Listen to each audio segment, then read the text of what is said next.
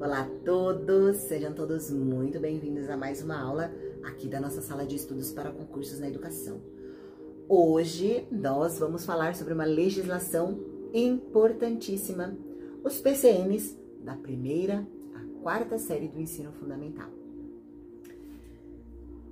Você já sentiu que está estudando ou planejando suas aulas com base em algo que está ultrapassado? Que os parâmetros curriculares nacionais, os famosos PCNs, eles são apenas mais um documento na gaveta, totalmente ofuscado pela BNCC? E se eu te disser que pensar assim pode ser o maior obstáculo entre você e sua aprovação no concurso? Ou pior, que ignorar o legado dos PCNs pode estar limitando o potencial transformador da sua prática pedagógica hoje? Você conhece os PCNs? Tem eles aí com você? Já leu? Olá a todos! Nos próximos minutos, eu, Sara Campos, vou junto com você desmistificar os PCNs das séries iniciais. Aqueles volumes de 1 a 5 que muitos olham com desconfiança, mas nós não vamos fazer uma leitura fria do documento.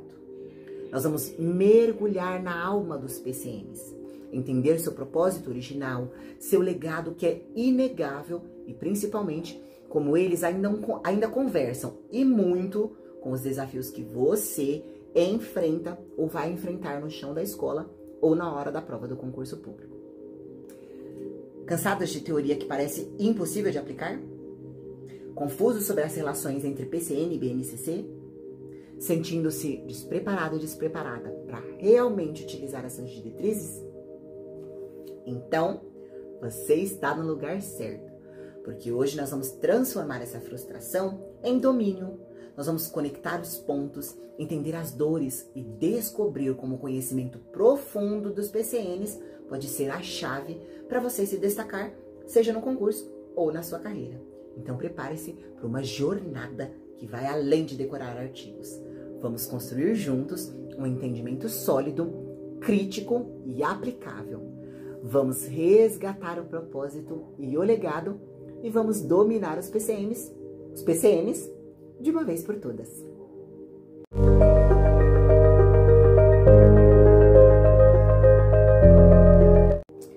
Mas, antes de mergulhar nos detalhes, nós precisamos entender o que foram e qual é o verdadeiro legado dos PCNs lançados lá em 1997.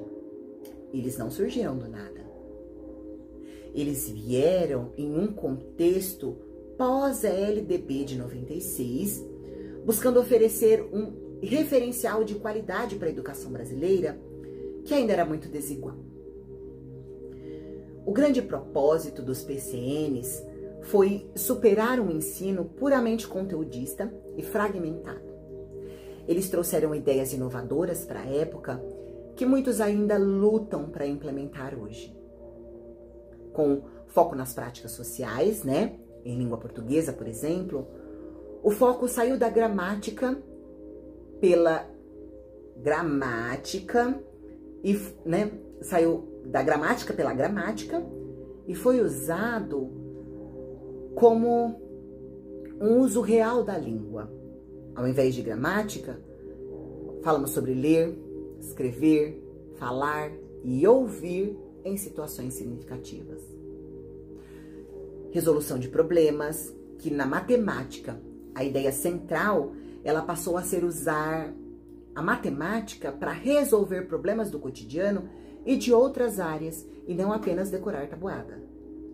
Com uma abordagem investigativa em ciências, que o incentivo à investigação, à formulação de hipóteses e à experimentação era incentivado, e com temas transversais, que podemos dizer que é uma das maiores heranças, né? A ideia de que temas cruciais como ética, saúde, meio ambiente, pluralidade cultural, não deveriam ser disciplinas isoladas, mas permear todo o currículo.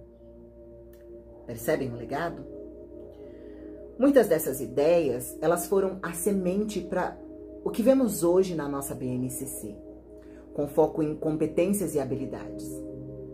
Então, ignorar os PCNs é ignorar a história e também a evolução do pensamento curricular no Brasil. E eu sei a pergunta que não quer calar. Mas, Sara, como a BNCC, os PCNs ainda valem? Eles não ficam obsoletos se a gente usa a BNCC? Para que eu deveria saber sobre os PCNs? Essa é uma das maiores dores e fortes fontes de confusão. E a resposta é não, eles não morreram. Mas a relação mudou. Pensa assim.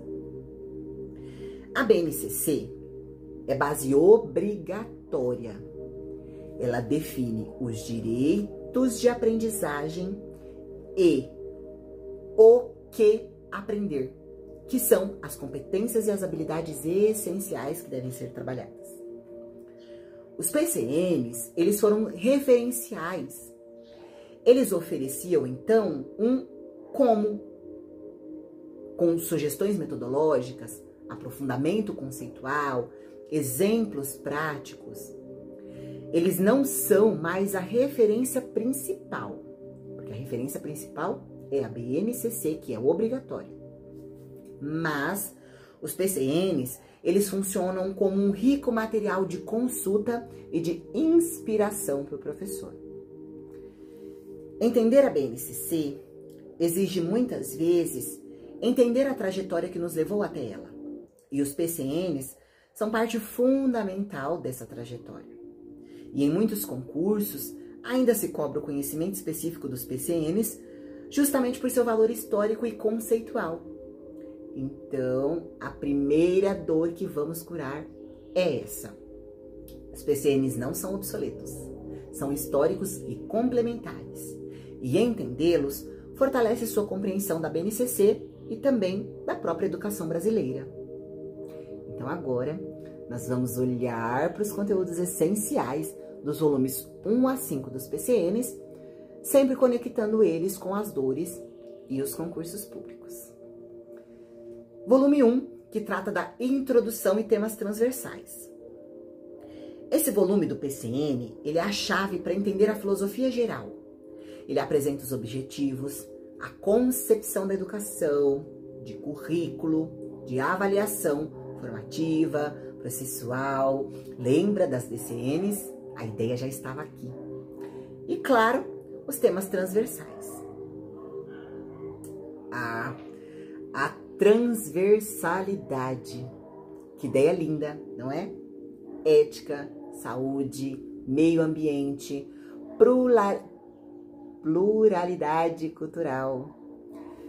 Mas a dor aqui é real. Como fazer isso funcionar na prática sem virar um amontoado de projetos isolados ou de palestras pontuais? O segredo que os PCNs já apontavam e que continua válido é a integração curricular. Não é criar uma aula de meio ambiente, mas discutir o desmatamento na aula de geografia, analisar notícias sobre o tema em língua portuguesa, calcular as áreas que foram devastadas nas disciplinas de matemática e propor ações na comunidade. A transversalidade, ela exige um planejamento conjunto e uma visão integrada de conhecimento. É desafiador, não é? Sim. Impossível? De forma alguma.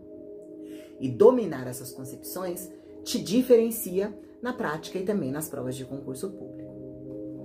Já os volumes de 2 a 5 traz então as áreas do conhecimento. Então, nós vamos agora passar rapidamente por esses volumes de 2 a 5, focando no essencial para concursos públicos e conectando com a dor da aplicabilidade. O volume 2, que trata da língua portuguesa, tem um foco no uso social da língua. E os concursos, eles cobram muito a diferença entre práticas de leitura, de escrita, oralidade, análise linguística. E aí, a dor na prática é como sair da aula de gramática normativa e ir para a reflexão sobre o uso real da língua. Um insight. Use gêneros textuais diversos. Notícias, HQs, receitas, e-mails, como ponto de partida para tudo. Leitura, escrita e reflexão sobre a estrutura da língua naquele contexto. Já o volume 3, que trata da matemática, ele tem como eixo a resolução de problemas. Conteúdos clássicos como número, geometria, medidas, tratamento de informações. E aí você pensa, como tornar a matemática menos abstrata e mais conectada à vida? Simples, parta de problemas reais e significativos para os alunos. Use jogos, materiais manipuláveis. Os PCNs, eles já incentivavam isso fortemente. No volume 4, que trata das ciências naturais, traz uma abordagem investigativa. E a gente pode pensar aí na falta de laboratórios ou materiais. Isso limita a investigação, quando não tem um laboratório específico e nem materiais específicos? Eu vou te dizer uma coisa. Você sabia que a investigação, ela começa com perguntas, com observação e com registro? Mesmo um simples passeio no pátio da escola pode gerar investigações sobre plantas, insetos, sombras. O foco é a atitude investigativa e não apenas a estrutura física ou os materiais de laboratórios para que você possa realizar investigações. E no volume 5, que trata da história e da geografia, onde tem como estudo a realidade social e cultural do local para o global. E aí você pode se perguntar de forma prática, como conectar o conteúdo histórico, geográfico, que está de forma distante, né, em outro lugar, em outro contexto, com a realidade do aluno. Parta sempre do espaço vivido, da história da família, da história do bairro, use mapas locais, fotos antigas, entrevistas com moradores, porque os PCNs, eles valorizavam muito essa conexão com o local. E vocês conseguem perceber um padrão? A maior dor que permeia todas as áreas é a dificuldade de tirar essas ideias do papel, de você ler os PCNs, você pegar tudo isso e ter ideias e aplicar na prática, levar tudo isso para a sala de aula. Muitas vezes por falta de formação continuada, específica sobre os PCNs. E é aqui que entra o meu propósito como educadora e o meu domínio ao te guiar. Não basta apenas você ler o documento. É preciso ressignificá-lo à luz da nossa realidade, à luz da BNCC e principalmente das necessidades dos nossos alunos. Os PCNs, eles nos oferecem princípios e caminhos metodológicos valiosos. A formação, ela pode ter faltado para você, mas a busca pelo conhecimento e pela prática reflexiva é o que nos define como profissionais. Este vídeo, este conhecimento é parte da sua formação continuada e do seu desejo de agir como um professor reflexivo. Então, 2 pontos cruciais que estão sempre presentes nas provas de concursos públicos e também na sua prática pedagógica, que é a avaliação e o papel do professor. Os PCNs, eles já consolidavam a visão de avaliação formativa, contínua, processual, diagnóstica. O foco é acompanhar o processo, identificar as dificuldades e replanejar. Esqueça a avaliação como apenas uma forma de punição ou de classificação. Pense na avaliação como uma bússola para o seu ensino. E também os PCNs, ele deixa claro que o papel do professor tem que deixar de ser um papel de mero transmissor de conteúdo para ser um mediador, um organizador da aprendizagem, um pesquisador reflexivo, alguém que estuda, que planeja, que avalia e replaneja constantemente. Então, dominar esses conceitos não é só para passar no concurso, é para ser um profissional melhor, que realmente promove a aprendizagem significativa. Voltamos ao início. Os PCNs estão na gaveta? Estão mortos? Estão esquecidos? De forma alguma. Eles são parte do nosso legado. São a base sobre a qual muito do que temos hoje em dia foi construído. E entendê-los é entender a nós mesmos como educadores e também o sistema que nós atuamos. As dores que sentimos, a dificuldade de aplicar, a confusão com novos documentos, a sensação de desatualização são reais. Mas a solução não é descartar o passado, e sim compreendê-lo criticamente para construir um futuro melhor.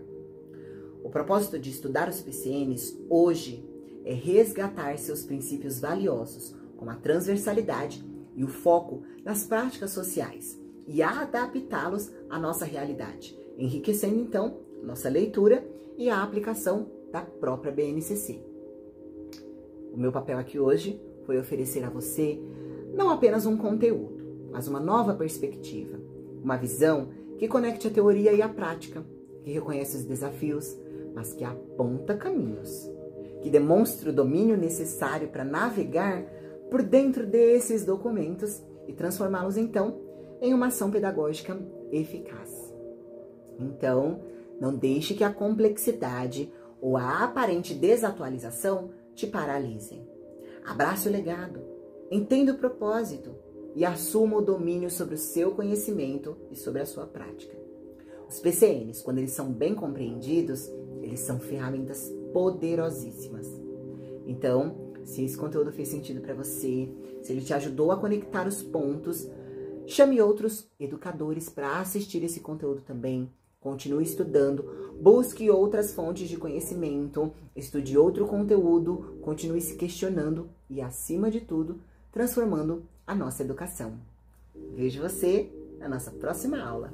Até lá!